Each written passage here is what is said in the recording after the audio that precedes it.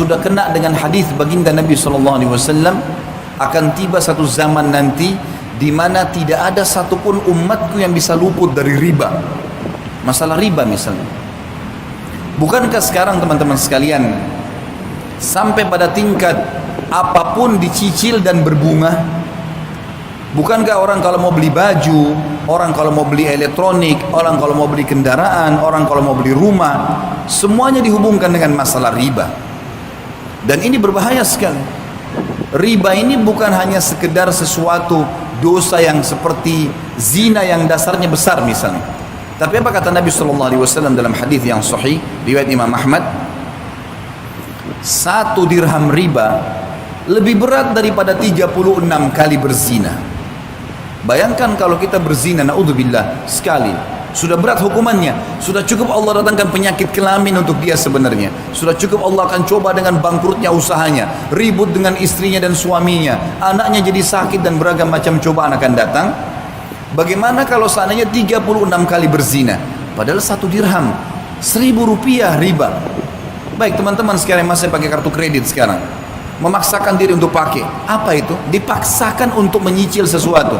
0% kok Ustaz? Baik 0%. Taib, kalau seandainya Anda terlambat 1 hari saja, bukankah kena bunga 50 rupiah? 50 ribu rupiah?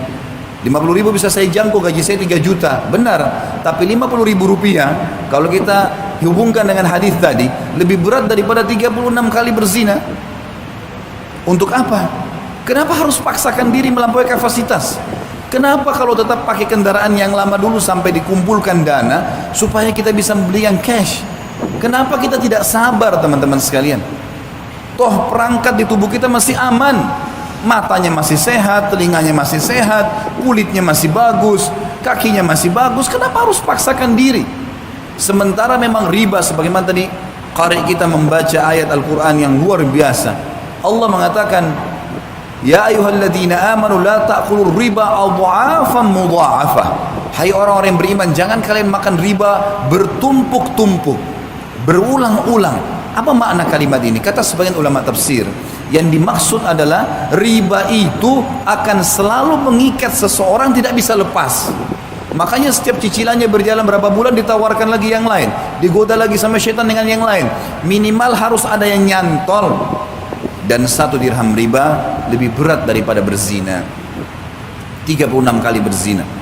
Allah berfirman dan mengingatkan kepada kita, menjelaskan tentang solusinya. Lalu apa yang saya harus lakukan Ustaz? Jawabannya Allah yang berfirman dan kekal sampai hari kiamat ditelawakan. Surah Al-Baqarah 276. Dan bagi teman-teman yang masih terikat dengan riba, baca Al-Baqarah 2 ayat ini, 275 sama 276. Tapi saksi bahasan di sini 276-nya. Kata Allah Subhanahu wa taala, "A'udzubillahi minasyaitonir rajim, yamhaqullahu riba wa yurbis shadaqat." Allah pasti memusnahkan riba dan menyuburkan sedekah. Apa maksudnya memusnahkan riba? Kata para ulama tafsir, yang dimaksud musnah hartanya, hasil riba itu tidak akan bermanfaat buat dia, selalu bermasalah. Beli elektronik akan selalu bermasalah buat dia, beli rumah dari riba akan selalu tidak tenang di dalamnya, terjadi pertengkaran-pertengkaran. Makanan minuman yang didapatkan dari hasil bunga riba atau dari riba itu juga akan mendatangkan penyakit-penyakit dan seterusnya. Memusnahkan harta itu dan memusnahkan bagi pemakannya. Sesuai dengan hadis Nabi SAW, Allah melaknat pelaku riba, penulisnya, saksinya, semua kena. Maka harus hati-hati. Dan Allah menyuburkan sedekah. Bagaimana mempertemukan teman-teman sekalian antara riba dengan sedekah? Bagaimana kita mempertemukan antara riba yang orang transaksi jual beli bertambah berbunga dengan sedekah? Sedekah seakan-akan kita tidak dapat apa-apa. Para ulama tafsir mengatakan yang dimaksud adalah kalau seseorang mau diluaskan rezekinya dan dia tidak akan perlu bergantung pada riba dan hutang, maka dia harus rajin bersedekah. Makin besar dia keluarkan sedekah, maka minimal balasannya 10 kali lipat. Sebagaimana Allah berfirman dalam Al-Quran, dan kita sebagai orang beriman yakin dengan firman Allah. A'udzubillahi minasyaitonirrajim. Faman ya'mal minas salihati. Maaf, ayatnya adalah Man jaa bil hasanati falahu asyru adhafiha. Al-ayat. Siapa yang melakukan satu kebaikan termasuk sedekah di dalamnya, maka Allah akan datangkan 10 kali lipat.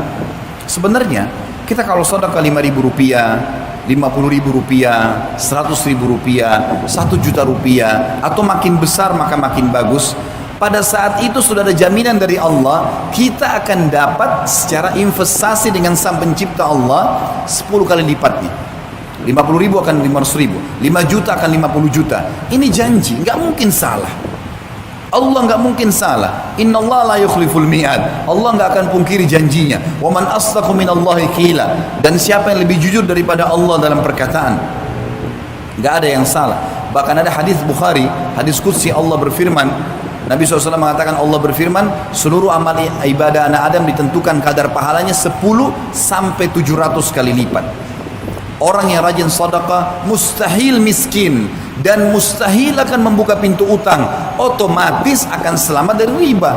Karena masalahnya orang kalau riba pasti berhubungan dengan hutang. Dan ini akan berbahaya, memusnahkan hartanya, memusnahkan dirinya.